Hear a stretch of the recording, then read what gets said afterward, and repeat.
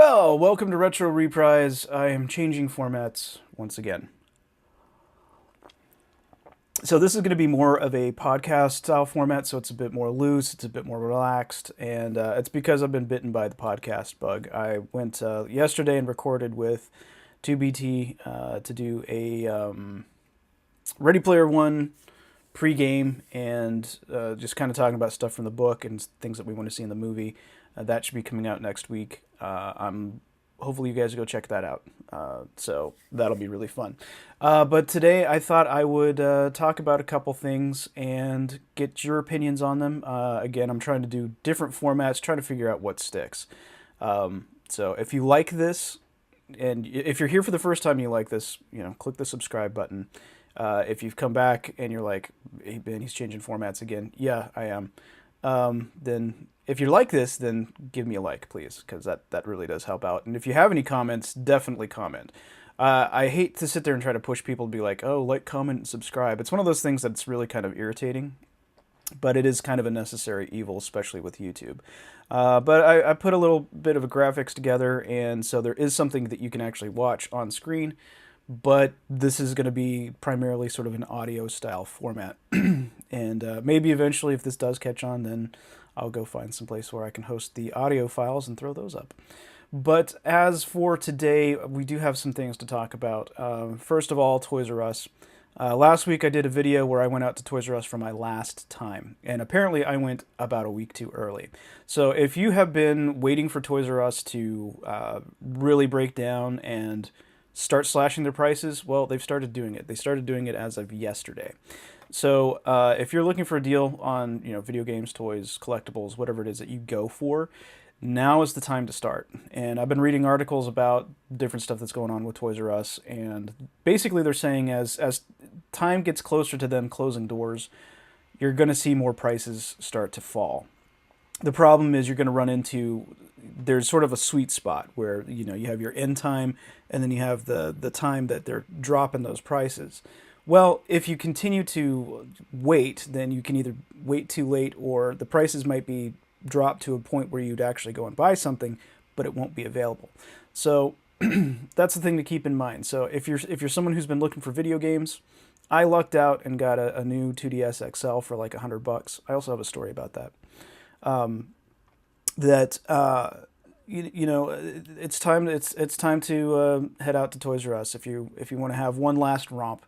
If you were a Toys R Us kid and you're just looking for that one last time, now's the time to go because prices are dropping. Now, when I went and got my 2DS XL, new 2DS XL, excuse me, I hate Nintendo's naming conventions, but if you did get a new when I did get my new 2DS XL, it was for $100. $70 had been cut from it because it was a return. Something that they neglected to tell me was that whoever had the unit before, they had set up parental locks. And so I had to go, and I spent probably a good 45 minutes trying to get the parental locks off of it. Eventually, I just had to give up and call Nintendo. But if you are familiar with the 2DS or the 3DS, they have parental lockouts, so you can't just like get on the internet or, your things like that. And this kid, I think his name was Nathan. Poor Nathan. I don't know what you did, man. I don't know what you did for your parents to bring that back. I don't know if you were a bad kid or if you're just like, you didn't like the color or whatever. But trying to get your parental controls off of there was a pain. But eventually I called Nintendo. When you go to the website, well, let me clear all this up. When you actually go to try to break the parental controls, they ask you naturally for a code, and if you don't know the code, you can put that you forgot. Normally, it'll connect to the internet and it'll shoot you an email. Since this wasn't connected, they just came up. There was like a code that you could put in, and so if you go to Nintendo, or you go to like the Nintendo website, you can actually go in and type in that code, but you also have to put in the serial number. Well, on my 2DS XL, and I don't know if this is indicative of mine or if this is something that's just sort of all over. This is how they produced the 2DS XL or the new 2DS XL. The serial number is not there. So I don't know if it was a sticker that got peeled off. I don't know what happened, but I could not find the serial number because you need the serial number and then the code that they give you on screen. And I looked forever for this thing. I was tempted to just go get a bit driver and take the thing apart, just so I could see if it was there in the battery compartment. But no. So I ended up calling Nintendo. The dude was super friendly, and I explained to him, I was like, I just bought this. It was a return item. There's, I can't find the serial number on this damn thing, and would really like to clear it out so I could start putting my stuff on there and download games. And so he was super nice, gave me the access code to break it, broke it, and just reformatted the whole thing. And so I'm a happy 2DS XL owner, and I've already been downloading games. I actually ended up getting Gargoyle's Quest for Game Boy, which is a game I've been looking for. I just really wanted to play it, so I downloaded it on this, and I just beat it the other night. Fantastic game, super rough for a Game Boy game, man. But now that I've completed this, I can go back and play Gargoyle's Quest 2 on the NES, which I have. So that's my little Toys R Us story, and that's my little thing for you guys. Go if you've been waiting for prices to drop, they're dropping now. This is the first week. Who knows how long this is going to last? Who knows how many supplies they're going to have? Also, keep in mind that there are no returns because Toys R Us is closing, so there's nowhere to return it to. So the next piece of news that I wanted to talk about really quickly was that Sega's announcing the classics for PC, PS4, and Xbox One. Now, I don't, outside of the PC, I don't really have a PS4 or Xbox One. And if you're watching this, you're probably somebody who's into retro gaming. So you may not really need this collection, but I'm going to recommend, hopefully, if this has the same quality that the Xbox 360 and the PS2 Sega collections have had, then I'm going to say go for it. This is probably going to be a good collection. I believe it's coming out in May. It's going to be around $30, so it's a budget title. But with this one, it's going to have about 57 games on it. So even if you are a collector, if you're having difficulty finding some of these games, this might be a good collection for you to get. And they're going to have things on there that they haven't had in other previous collections, like Toe Jam and Earl and Gunstar Heroes. So I'm really looking forward to this one, even though I don't personally need this. I think this is a good thing for people out there who are maybe a little curious about retro gaming, and they don't have, they don't want to go and get a collection and try to put it together and keep it clean and maintain a system. If you just want a disc for a system that you probably already own with a modern console, then the Classic Collection is probably going to be pretty good. Of course, there's going to be the Mega Drive Collection, or Mega Drive Classics, in the European area. But yeah, 57 games from the games list that I saw, which is a pretty hefty collection, and around $30, $35, so it's a budget title.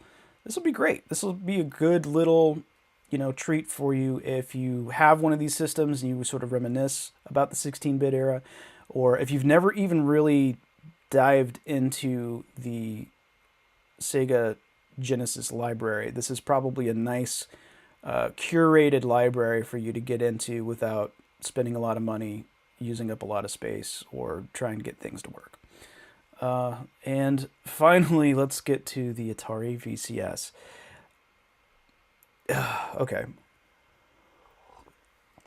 So the Atari VCS is...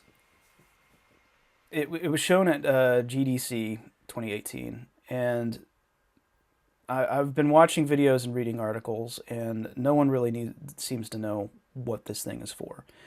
And I'm kind of in the same boat with everybody else. A lot of us in the retro community, we're not really that excited about it, and you'd think that our group would be, but most people are kind of sitting there going, well, it's the Coleco Chameleon all over again. And I don't know if that's true. I don't know if I would sit there and say that this is the Coleco Chameleon all over again. But I would say that this is not something that's going to appeal to a lot of people. It's trying to capitalize on the nostalgia of the 2600, but they said it's going to also try to appeal to modern gamers. when you get into the specs and some of the chips that they're using to build the machine, it's not going to be very graphics heavy. It's not going to have really the capability to play more modern games. And so it's just kind of hard to place where this thing is going to be at. They say that they want to appeal to the retro gamer, and they also want to appeal to the newer audience. And essentially this thing's looking like it might be, like a very weak version of like a Steam box or something. So I can't really, I'm with a lot of other people. I just have a hard time thinking that the VCS is going to be something that's going to do really well.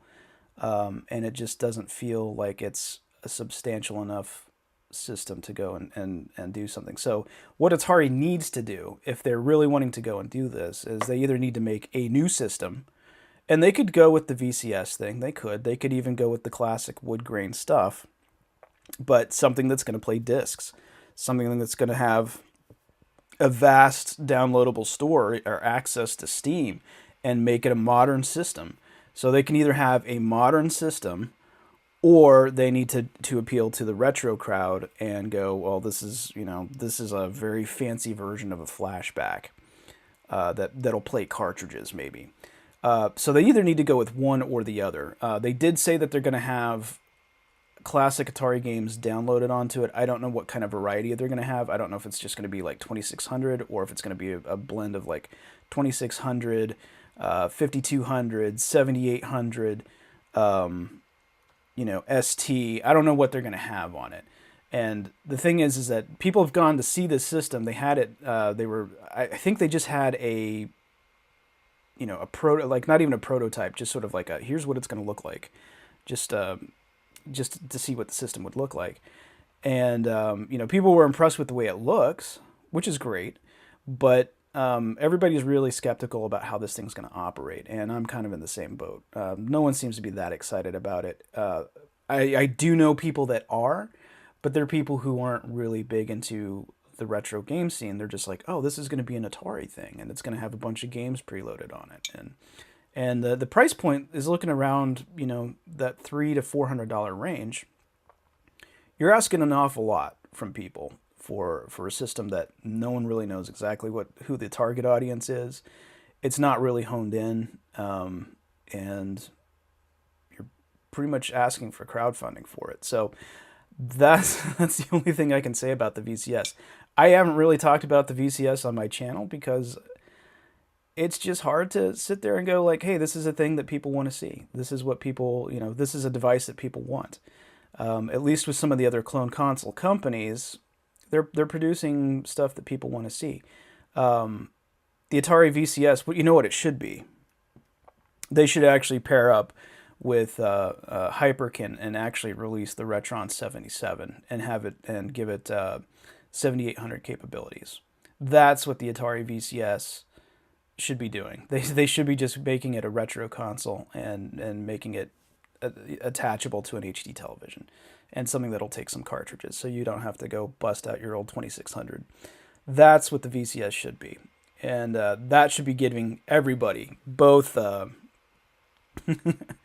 both Hyperkin, because they're still showing that. They're still showing the VC or not the VCS, the Retron 77. They're still showing that in pictures, but it's not been released. And Atari this thing's not going to take off. So maybe if they put their heads together, they could come up with something, and they could actually come up with a console that'll come out. Yeah. But those were the things that I thought I would talk about today. Hopefully you guys enjoyed this. It's, like I said, it's a bit more mellow and a bit more fun, a bit more relaxed. So hopefully you enjoyed this. If you did, please consider... good grief. My nose is itching. Okay, so here's the end stuff, man. If this is your first time at my channel, please take a minute to subscribe. If you like what you see, please subscribe. Also, if you're liking this and you've been subscribed to my channel, please give it a like. I'm not using it as some sort of... doing these endings suck, man. I'll just be honest with you. I hate trying to get people to subscribe. It sucks.